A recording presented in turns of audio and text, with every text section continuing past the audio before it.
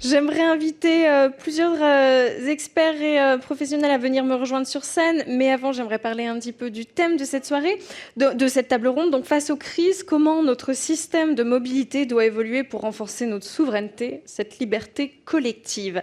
Alors, cette table ronde sera un petit peu plus politique. La mobilité au cœur de notre société influence directement notre économie, notre environnement, comme on en a parlé, et notre quotidien. Les crises récentes, sociales, sanitaires, géopolitiques et énergétiques, ont révélé avec force les vulnérabilités de ce système. La dépendance aux énergies fossiles, les tensions internationales, notamment la guerre en Ukraine, une dépendance aux nouvelles technologies et aux métaux stratégiques avec le véhicule autonome et le véhicule électrique, et les évolutions politiques avec le retour de Donald Trump à la présidence des États-Unis, nous pousse à repenser nos infrastructures, nos services, nos ressources, nos technologies et nos capacités industrielles.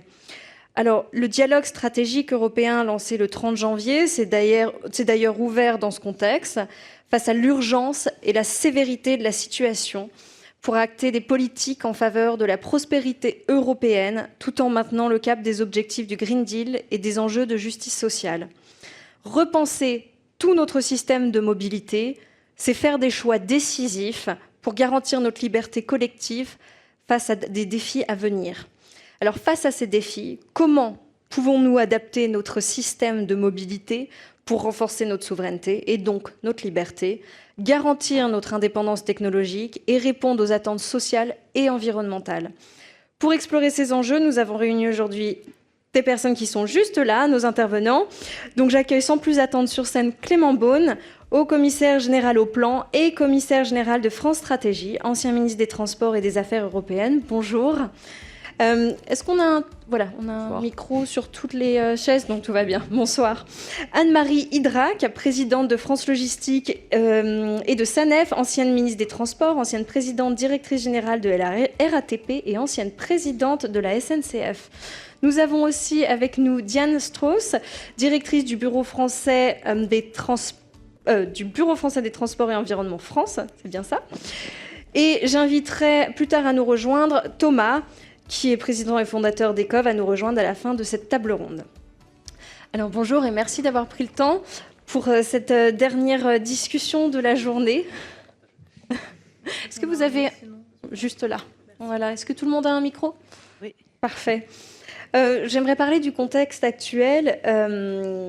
Clément Beaune et Diane Strauss, comment analysez-vous les défis actuels auxquels l'Europe est confrontée, donc notamment en ce qui concerne le changement climatique, la transition énergétique et la préservation de la souveraineté européenne face à des puissances comme la Chine et les États-Unis? Bonsoir, merci beaucoup de votre invitation. Vaste question.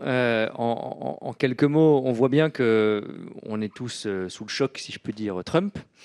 Ce qui montre déjà en soi une forme de dépendance, comme si on cherchait les bonnes ou les mauvaises nouvelles en regardant toujours du côté de Washington, plutôt que de se concentrer sur ce qu'on fait nous-mêmes dans nos différentes politiques européennes, écologie, transport, etc. Et pour aller droit au but, je pense qu'il y a un élément qui est un élément de fierté européenne. J'ai essayé de lutter pour, avec beaucoup d'autres, peut-être pas assez, mais pour le Green Deal en particulier, et qui est aussi, je crois, un élément de souveraineté. Ça ne veut pas dire que tout est parfait, ça ne veut pas dire que chacune des 100 et quelques normes du Green Deal, des 100 et quelques textes du Green Deal est idéale. Parfois, certains diront que ça va trop vite et que c'est trop contraignant, d'autres diront que c'est pas assez ambitieux, mais enfin, c'est une ambition que personne n'a dans le monde en tant que bloc géopolitique. D'avoir d'abord un objectif de neutralité carbone avec des réglementations secteur par secteur, d'avoir des obligations, je prends le domaine des mobilités, où il y avait des points de passage, si je puis dire, pour passer davantage dans un secteur comme l'aviation, qui est évidemment sous le feu des projecteurs, à des carburants durables. Idem pour le transport maritime, à passer évidemment, norme sans doute la plus connue, à l'obligation de vente de voitures exclusivement électriques neuves à partir de 2035, etc. etc. Moi, je ne voudrais pas que, s'il y a peut-être des trucs à ajuster, mais les choses à ajuster, elles étaient vraies avant Trump, elles sont vraies après Trump, elles ne dépendent pas de Trump. Et donc là, on voit bien que la réaction européenne, souvent, tout pays confondu, c'est de se dire, oulala, dans l'agenda Trump, il y a une accélération économique, il y a de l'investissement, il y a de l'innovation. Bon, il y a surtout de la remise en cause des objectifs climatiques. Et donc, nous, Européens, on ne peut pas être aussi ambitieux. Et donc, on revient sur un certain nombre de nos objectifs, parfois déjà votés. pas les grands objectifs, mais un certain nombre de réglementations. Moi, je pense que c'est une erreur. Notre vocation d'Européens, c'est pas de faire du Trump light. Bon, c'est pas de faire du Trump à l'européenne. D'ailleurs, on voit bien que même sur le plan économique, on l'a vu ces dernières heures encore, c'est pas ce qui avait fasciné un certain nombre de patrons américains qui se profilent. Bon. Donc, moi, je pense qu'on doit tenir bon sur nos ambitions. S'il y a des choses à réviser, des choix collectifs à ajuster sur le rythme de la transition, sur certaines règles, je ne suis pas sûr que ce soit la priorité, mais faisons-le en tant qu'Européens, pas en lapin dans les phares des Américains. Dernier point, s'il y a des choses sur lesquelles je pense qu'on a manqué de souveraineté et manqué d'engagement européen, on va le dire comme ça, c'est pas qu'on est trop normatif, contrairement au cliché qu'on dit. Encore une fois, on peut regarder les choses en détail, mais globalement, je ne crois pas qu'on soit trop normatif. Je crois qu'en revanche, on n'investit pas assez. Et là où il y avait un manque par rapport aux Américains, et ça date de l'avant-Trump, ça date des plans positifs d'ailleurs pour les États-Unis, Biden, Buttigieg sur le secteur des transports, d'investissement massif dans les infrastructures, c'est qu'on n'a pas l'équivalent en Europe. Ce qui fait notre décrochage, c'est vrai, dans certaines filières industrielles et même de transition écologique, d'industrie verte, comme on dit, par rapport aux États-Unis, c'est qu'on n'investit pas assez. Notre décrochage n'est pas trop de normes, il est dans le pas assez d'investissement. Donc je pense qu'il faut surtout on définisse notre propre stratégie, qu'on n'en change pas tous les 5 ou 10 ans. Le Green Deal, ça a été un consensus politique très large, de la droite à la gauche, bien au-delà d'un parti comme les écologistes. C'était un vrai consensus politique. La France s'est beaucoup battue pour beaucoup des normes du Green Deal. Donc voilà, moi je pousse un peu ce cri d'alarme. Il ne faut pas qu'on change complètement dans la panique Trump notre fusil d'épaule, si je puis dire, et notre ambition écologique, qui est une ambition de souveraineté. Merci. Diane, est-ce que vous voulez compléter ? Oui, avec plaisir. Je partage complètement l'analyse. On voit l'émergence d'un axe Poutine-Trump qui n'est pas très rassurant. Et soudain, le backlash écologique prend une autre dimension, puisqu'on se rend compte qu'en fait, on a beaucoup critiqué le véhicule électrique, mais le véhicule électrique, c'est quand même une façon pour nous ça va comme ça ? De sortir du pétrole, bien évidemment, de réduire notre dépendance aux puissances exportatrices. Quand on regarde aussi les analyses des experts en électricité, on voit que la batterie des voitures électriques, ça va être un système essentiel de notre système de flexibilité, parce que c'est des batteries sur roues qui vont nous permettre de stocker notre électricité. C'est, comme on le disait, pour les ménages, un moyen de pouvoir d'achat, parce que la voiture électrique, ça coûte en fait déjà moins cher à l'usage, et en plus, si elle est partagée, ça coûte encore moins cher. Et puis, c'est quand même un moyen de ramener des emplois sur le sol français et européen. Alors, ça ne semble pas évident, mais il faut quand même comprendre qu'en fait, depuis 15 ans, on a perdu 100 000 emplois, ce n'est pas le fait de l'électrique, et qu'en fait, le petit véhicule électrique, le véhicule électrique compact, c'est ce que demandent les syndicats, parce que c'est la seule façon de garder des emplois de notre industrie automobile en Europe.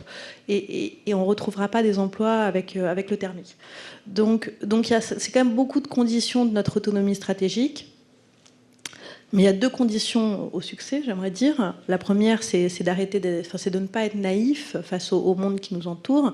Et c'est vrai, en effet, de ne pas copier Trump. Et c'est vrai aussi vis-à-vis de la Chine, qui a quand même beaucoup investi.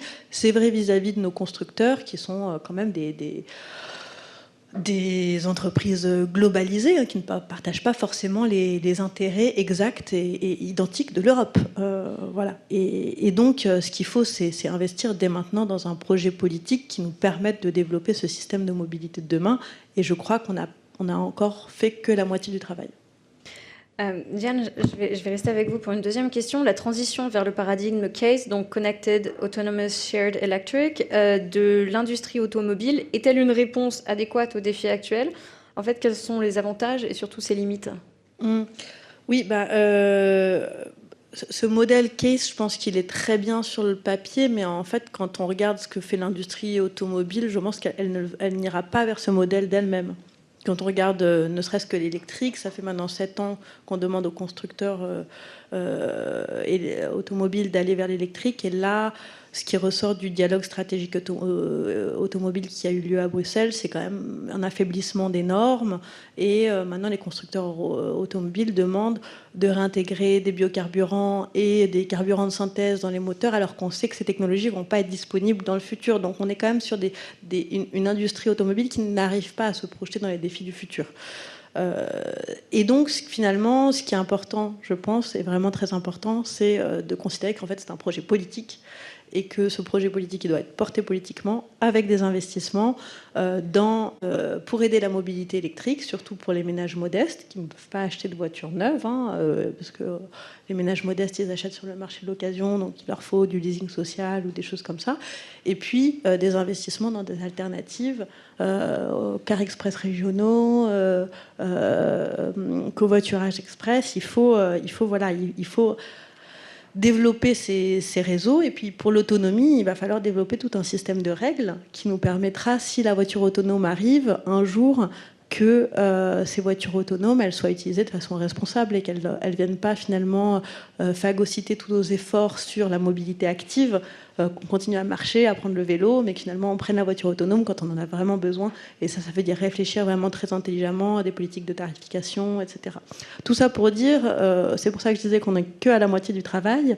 Je pense qu'on a mis des objectifs ambitieux sur les constructeurs européens et c'est vraiment très bien et c'était vraiment nécessaire, mais on n'a pas encore développé l'ensemble du projet politique qui nous permettra d'être vraiment souverain sur la mobilité.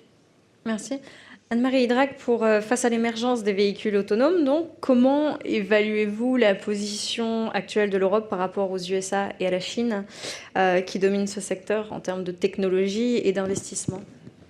Je vais commencer par dire 2 mots plus généraux, en proposant à mes amis, en particulier à Clément, une pilule de confiance. Moi, je pense que sur tous les domaines dont nous parlons ce soir, et je vais parler des véhicules autonomes, vous inquiétez pas, il y a une très très bonne formule qui a été inventée, l'un de mes amis qui travaillait à l'époque chez Transdev. Transdev, on le sait, particulièrement engagé dans les nouvelles façons de voir les mobilités. Et cette formule, c'est Trust. Trust. Les technologies, oui, mais surtout les usages, les régulations, la soutenabilité sociale, écologique, économique, bon, et les territoires. Donc voilà, ça c'est ma petite contribution à l'aspect stratégique de la chose, et ça peut s'utiliser, tu verras, dans plein de domaines. Alors, les véhicules autonomes, comment est-ce qu'on se situe? Ça peut servir. Comment est-ce qu'on se situe?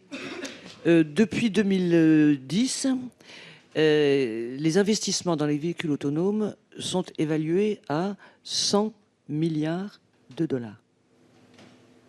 En Chine, aux États-Unis. En Europe, on ne sait pas. C'est tellement petit qu'on ne sait pas. Avec 2 modèles très différents.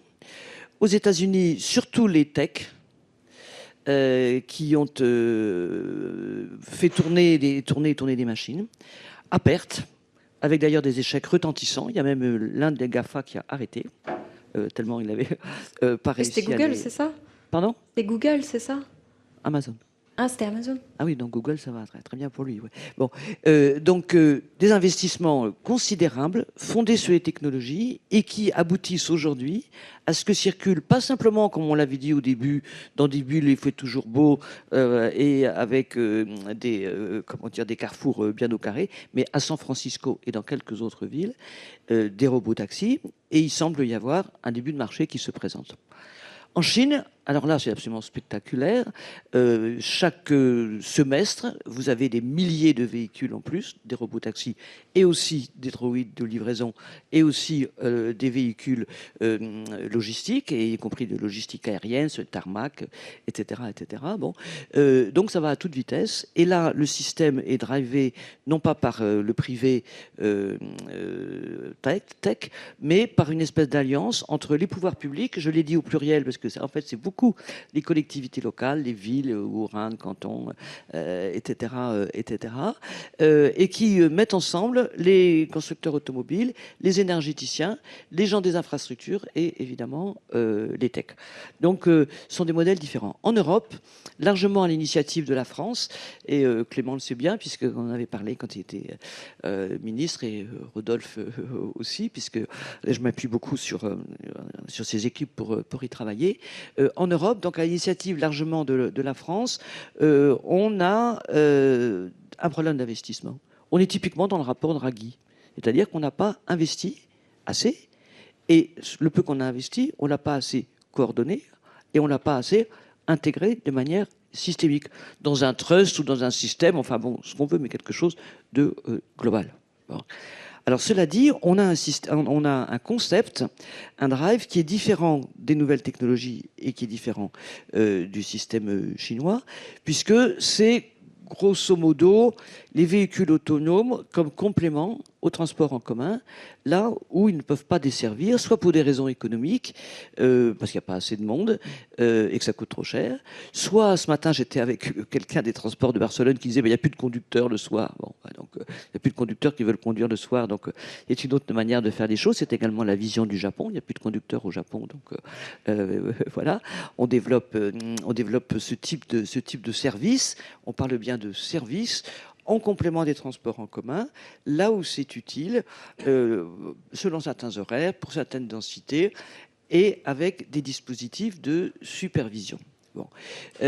Donc là, on est sur quelque chose qui est différenciant. La conséquence, c'est qu'on est dans l'économie des transports en commun. On n'est pas dans l'économie de l'industrie. On est dans l'économie des transports en commun. Et comme ça a été un petit peu esquissé en 2035, tout à l'heure, bon, dans l'économie des transports en commun, on peut s'appuyer sur 3 leviers. L'usager. Bon, moi, je suis de ceux qui pensent que la dégradation de la part de l'usager dans le financement des transports publics en France, c'est quand même pas génial. Bon, enfin bon, mettons, passons. L'usager, le contribuable et la capacité d'emprunt. Ce sont les 3 moyens qu'on a pour financer les transports publics quand on est dans le système transport public. Bon. Et ça a des avantages, mais ça a aussi des inconvénients, surtout quand l'usager paye moins, que le contribuable n'a pas envie de payer et que la capacité d'emprunt de l'État ou des collectivités publiques est contrainte. Bon. Donc c'est très différent. Mais en même temps, c'est extrêmement intéressant. En termes d'autonomie, de vision intellectuelle, c'est parce qu'on est sur un modèle européen. Voilà. Mais il faudrait quand même s'y investir un peu plus si on veut que ça marche, quoi. Merci. D'ailleurs, en système européen, ce qui fait la particularité, par exemple, de ce système de transport collectif multimodal, Diane, est-ce que vous pensez qu'il est indispensable dans la transition ? Le système multimodal, oui, bien sûr, je pense qu'il est indispensable. Il va se construire autour de la route, et je pense que M. Durovray l'a très bien dit, la route, c'est un de nos premiers actifs. On a déjà toute cette infrastructure, donc maintenant, il faut qu'on l'utilise, il faut qu'on arrive à l'utiliser de manière très efficiente. Il y a l'enjeu climatique, donc il faut que ce soit encore des véhicules thermiques tant que les ménages n'ont pas pu investir, et puis que ça devienne des véhicules électriques. Ça va être une chose qui va se faire progressivement, parce que là, j'en profite pour tordre le cou à une idée que les ménages devraient acheter de l'électrique. Les ménages doivent acheter de l'électrique quand ils ont les moyens. En fait, 85% des ménages achètent sur le marché de l'occasion. Donc, ils ont encore une voiture thermique. Et des systèmes de covoiturage, ça peut être très, très bien avec une voiture thermique. Et puis, on passera à l'électrique quand ils auront les moyens. Donc, de s'acheter, ou quand il y aura des voitures électriques sur le marché de l'occasion. Donc, une solution multimodale, tout à fait. Après, je pense qu'il faut vraiment réconcilier la route et les transports en commun, aussi dans le discours politique, parce qu'on a eu tendance à choisir ou l'un ou l'autre. Et quand on regarde les émissions de CO2 qui sont associées au trajet à la route, c'est des émissions entre 5 et 100 km. C'est ceux qu'on a le plus de mal à décarboner parce qu'il n'y a pas d'alternative. Donc c'est là qu'on arrive vraiment à construire un système cohérent, en fait, où on peut, sur les trajets de moins 5 km, avoir un effet du vélo, jusqu'à 100 km, avoir du covoiturage, une voiture électrique, etc. Et puis après, on peut avoir du ferroviaire. Et je pense que c'est très important de faire ce travail de réconciliation aussi des récits, des discours politiques, etc. Parce qu'on arrive sur une trumpisation du débat très fort où on est soit pour ou contre la voiture, on est soit pour ou contre la route et pour ou contre les automobilistes, alors qu'en réalité, on est tous plus ou moins automobilistes. Merci. Ça, c'est très, très, très important ce que dit Diane. Excusez-moi, mais comme je suis, je pense, la plus âgée d'entre vous, c'est très important et que ce soit elle qui le dise. Parce que les politiques des transports, les politiques françaises, européennes, on ne s'occupait pas des voitures. Bon. On s'occupait du transfert modal. Youpi, youpi, tout le monde allait prendre le train. Y compris les camions d'ailleurs, parce qu'il y a aussi des sujets de logistique. Et donc on ne s'occupait pas des gens. puisque les gens, c'était 80% de la voiture.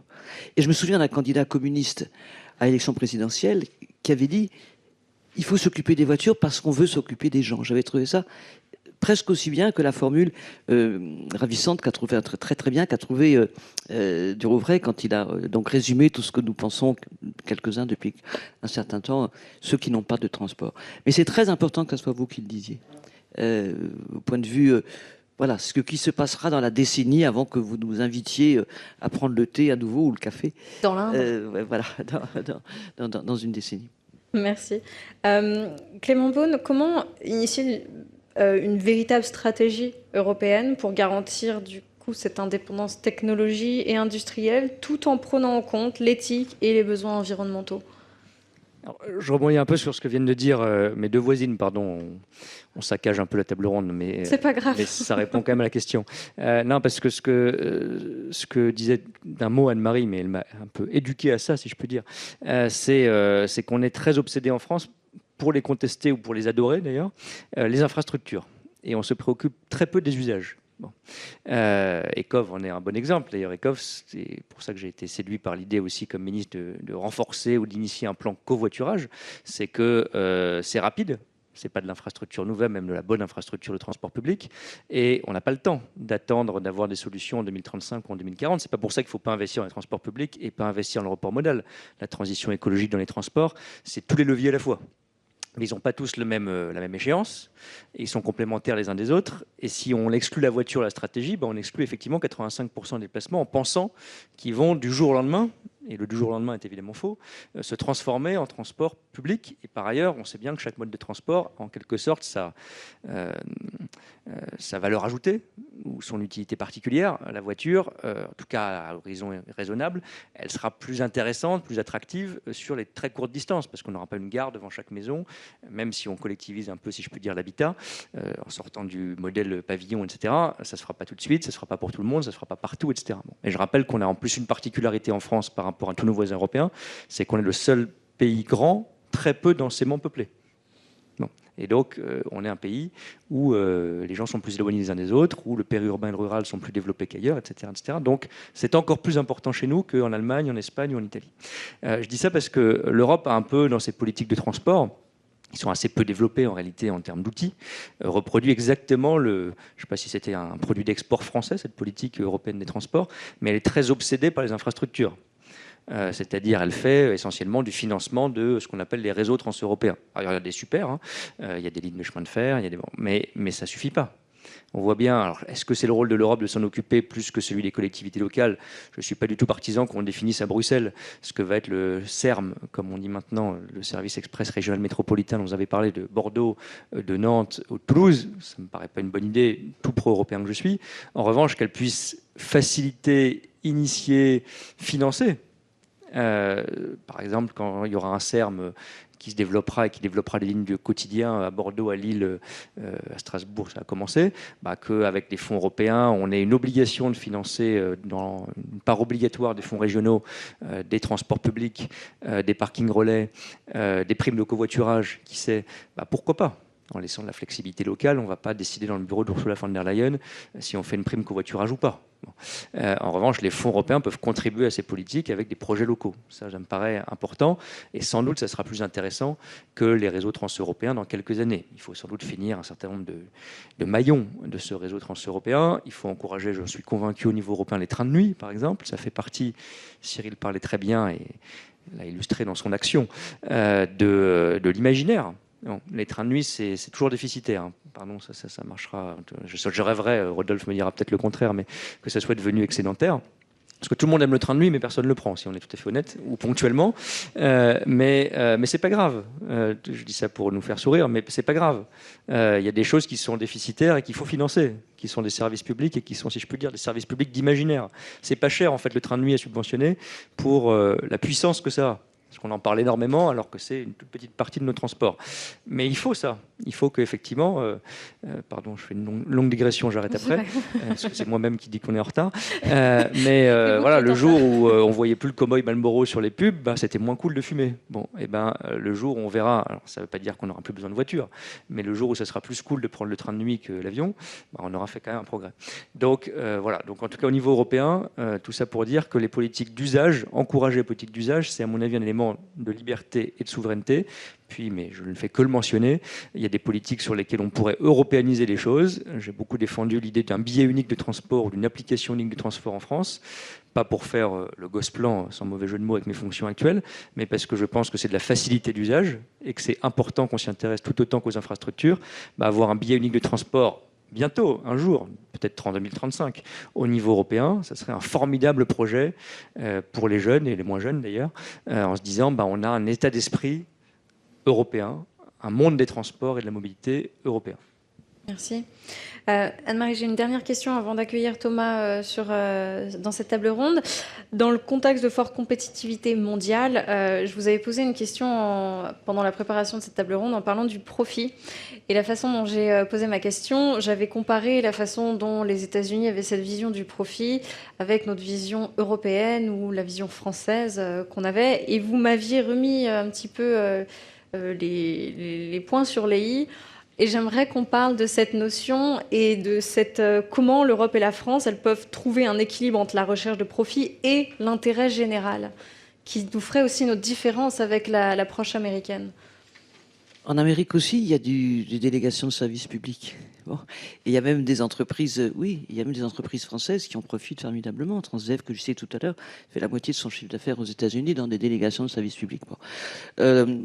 En fait, il me semble que on s'est mis, nous, en France, et je trouve que c'est très bien, sur les nouvelles technologies, en particulier sur les véhicules connectés et autonomes, dans le champ du transport public. Et donc, dans un équilibre dans lequel il faut que les collectivités trouvent des ressources, les contribuables, pour pouvoir permettre à des entreprises d'apporter ce qu'elles ont de meilleur, y compris leur capacité à faire du profit. Aujourd'hui, pour développer les véhicules autonomes en Europe, il y a 3 leviers, me semble-t-il, que je vais proposer à ton successeur, à la ministre du Digital, ministre de l'Industrie, ministre de l'Intérieur, etc. Après relecture par Rodolphe Gins, voilà.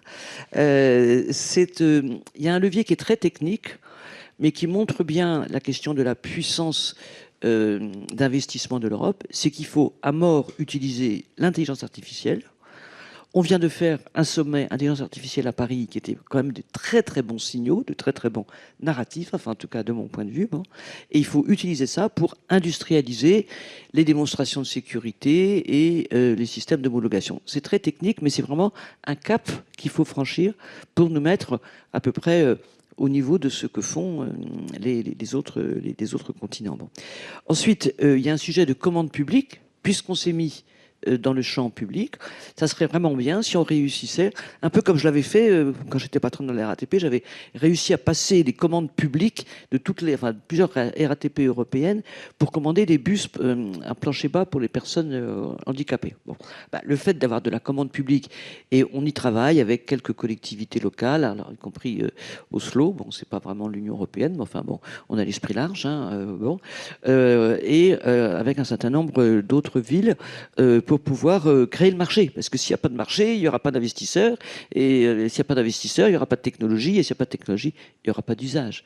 Puisqu'on est évidemment sur les usages. Et puis le dernier levier, c'est qu'il faut travailler intelligemment des partenariats industriels. Ça m'a frappé dans les voitures de covoiturage. Elles n'ont pas toutes le logo d'une marque française. Et c'est très bien comme ça, puisqu'il s'agit de rendre service. Il s'agit d'usage. C'est très bien aussi, il y a aussi des logos Peugeot. Mais j'en ai vu certains qui n'étaient pas les... Bon, est-ce que c'est complètement rédhibitoire? La réalité dit le contraire. Aujourd'hui, la plupart des équipements de transport, quels qu'ils soient, intègrent des éléments qui viennent du monde entier. D'ailleurs, on est très exportateur. Par exemple, une boîte comme Valeo équipe des véhicules autonomes en Chine et aux États-Unis. Malheureusement, nos entreprises qui faisaient des navettes, elles n'ont pas eu les reins assez solides parce qu'elles n'ont pas eu cet écosystème économique de la finance américaine et de la finance chinoise. Elles n'ont pas eu cet écosystème qui les rendait assez solides pour attendre la maturité des technologies. Bon. C'est ça, malheureusement, qui s'est passé. Donc, il y a des partenariats à trouver pour certaines briques technologiques, celles qui sont relativement banales, où c'est pas la peine qu'on réinvente l'eau chaude, et en se gardant, nous, ce qui correspond à notre vision, c'est-à-dire un élément de véhicule autonome, donc un élément de la mobilité sociale partagée à l'européenne. Et ces éléments, ils sont très très largement liés à ce que je disais, la planification, la supervision, etc. Et c'est intéressant de voir que les grandes boîtes de transport en commun françaises, qui sont les champions mondiaux, donc des champions mondiaux, c'est là-dessus qu'elles se positionnent dans leurs offres à l'international. Elles disent, mais nous, on aura des véhicules autonomes. On ne sait pas trop comment ils seront comme véhicules.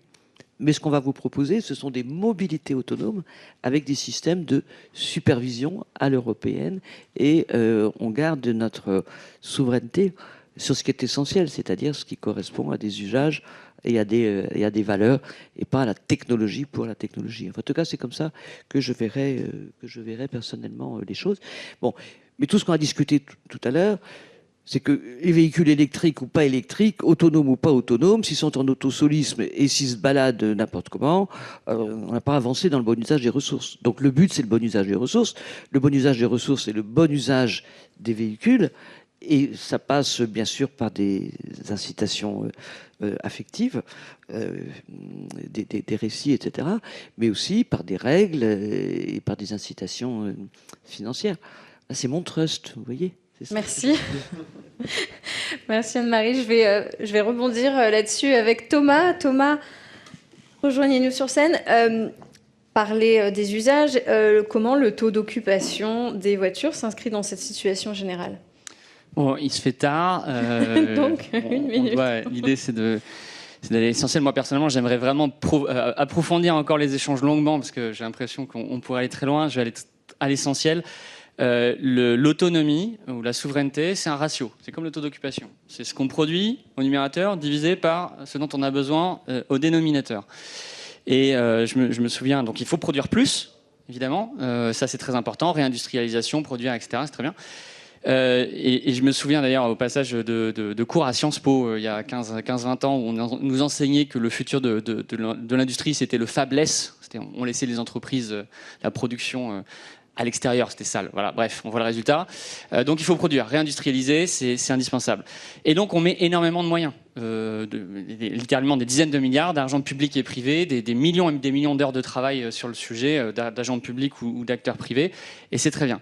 Mais si j'ai quelques doutes sur mes cours, certains cours de Sciences Po, j'ai pas de doute sur mes cours en primaire, où sur un ratio, on sait que si on travaille sur le numérateur, eh ben, ce qui se passe au dénominateur compte. S'il évolue pas dans le bon sens, ça peut annuler l'effet, ou au contraire, ça peut l'amplifier, et que c'est la même chose. Numérateur et dénominateur, c'est proportionnel. Donc, ce dont on a besoin devrait faire l'objet d'une attention au moins aussi importante que ce qu'il y a au numérateur à la production. Or, aujourd'hui, c'est pas vraiment le cas. Aujourd'hui, on en est très très très loin. On est juste en train de considérer ce dont on a besoin comme une donnée entrante, alors qu'il faut penser ce dont on a besoin comme quelque chose sur lequel on agit. Et derrière ça, il y a énormément de technologies, de création de valeur. Ça a été très bien dit par Rodolphe Gins dans la table ronde sur le fait qu'en fait, c'est une autre façon de regarder les actifs. Comment est-ce qu'on optimise l'usage des actifs ? Et ça, c'est ce sur quoi il faudrait, à mon sens, se concentrer et mettre énormément de moyens et un vrai projet politique là-dessus. Parce que sans ça, en fait, on va toujours... c'est un tonneau des Nanaïdes. Il faut peut-être arrêter de le remplir, un peu boucher des trous à un moment, histoire de pouvoir s'en sortir et faire notre différence par rapport aux acteurs chinois et américains qui, pour le coup, n'ont pas ces réflexions-là. Ou en tout cas, c'est pas très visible. Et donc, ça nous ferait un différentiel de compétitivité, etc., etc. Merci Thomas. Je vous laisse conclure, dire le mot de la fin. Ouais, alors en fait j'avais prévu des envolées lyriques sur la liberté, l'égalité, etc. Mais il est trop tard. Je dois vous libérer. On n'a plus absolument. le temps pour la liberté.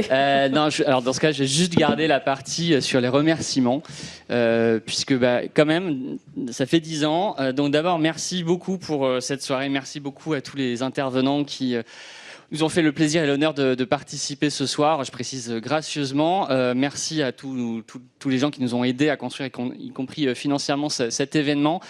Merci beaucoup à nos investisseurs, puisque n'étant pas rentable en tant qu'entreprise, il faut bien que des gens croient en notre futur.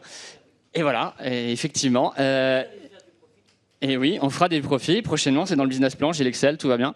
Et donc, merci beaucoup à nos investisseurs publics, ADEME Investissement, Caisse des dépôts, Banque des territoires, France Active Investissement, à nos investisseurs privés, Maïf Impact et BNP Impact, qui nous soutiennent et qui nous permettent de payer des salaires pour penser tous ces sujets-là. Merci à nos clients, les collectivités, parce que non seulement ils nous payent pour payer des salaires justement et faire des choses concrètement, mais ils travaillent, les collectivités travaillent avec nous concrètement à essayer de dénouer ce nœud extrêmement complexe et c'est pas facile au quotidien. Merci à nos usagers, merci Pascal, tu es présent ce soir, mais tous ceux qui nous regardent à distance, parce que c'est vraiment eux qui changent le monde, en fait, c'est eux qui lâchent le volant, c'est eux qui changent, nous on est juste là pour permettre d'eux. Merci aux écoviens, aux gens qui sont passés par Ecov et qui sont chez Ecov. C'est tous les jours un travail très difficile, on ne va pas se le cacher. Essayer de gravir une montagne, ça ne se fait pas sans égratignure et sans fatigue et sans difficulté.